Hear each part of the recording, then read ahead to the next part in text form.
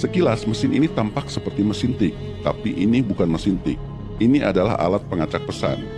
Jadi ketika Jerman akan melakukan penyerangan, semua kapal selamnya berkomunikasi melalui alat ini. Alat ini mempunyai cara kerja yang unik.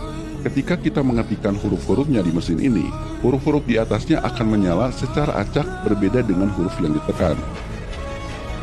Rangkaian huruf acak inilah yang kemudian di-broadcast melalui radio dalam sandi Morse, sehingga siapapun yang mendengarnya tidak bisa membaca pesannya sekalipun disadap. Welcome to Enigma. Details of every surprise attack, every secret convoy, and every U-boat on the bloody Atlantic going without saying. Well, we have an Enigma machine.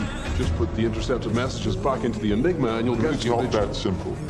Memang Inggris sekarang mempunyai mesinnya, tapi disinilah cerdasnya Jerman. Mesin ini didesain supaya kode Enigma tidak bisa dipecahkan sekalipun musuh memiliki mesinnya. Mesin ini memiliki mekanisme yang sangat kompleks. Sekalipun kalian memijit huruf yang sama berulang kali, huruf yang menyala tidak pernah sama. Itu karena setiap tombol terhubung dengan rotor yang terus berputar untuk mengacak hurufnya setiap kali ditekan.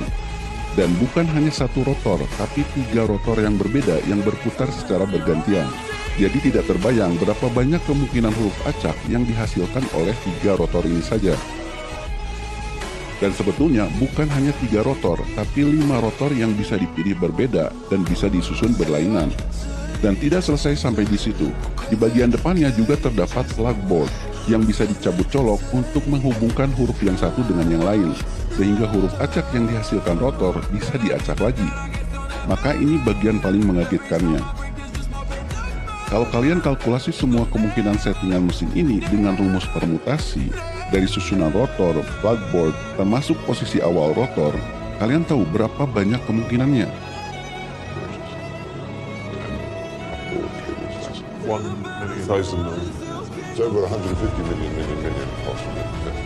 159. Possibly.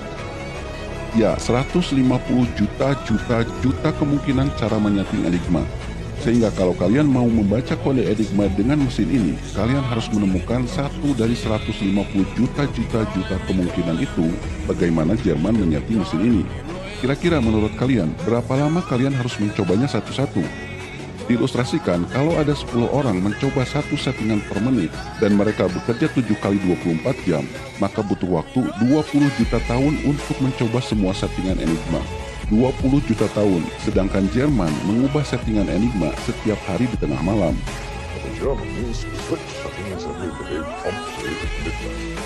Gives you exactly 18 hours every day to crack the code before it changes and you start again.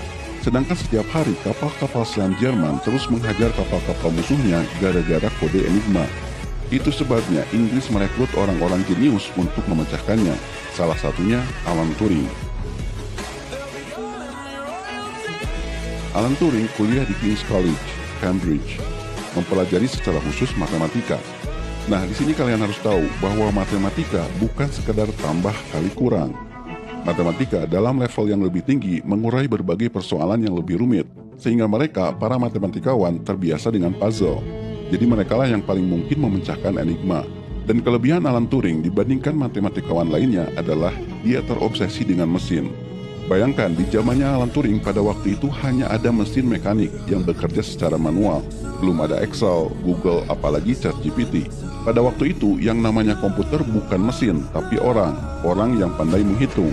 Namun Alan Turing pada waktu itu sudah berpikir bagaimana menciptakan mesin yang bisa menghitung seperti orang.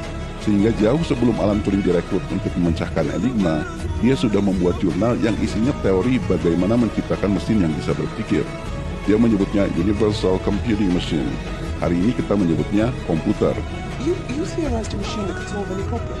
It didn't just do one thing, it did everything. It wasn't just programmable, it was reprogrammable. Digital computing.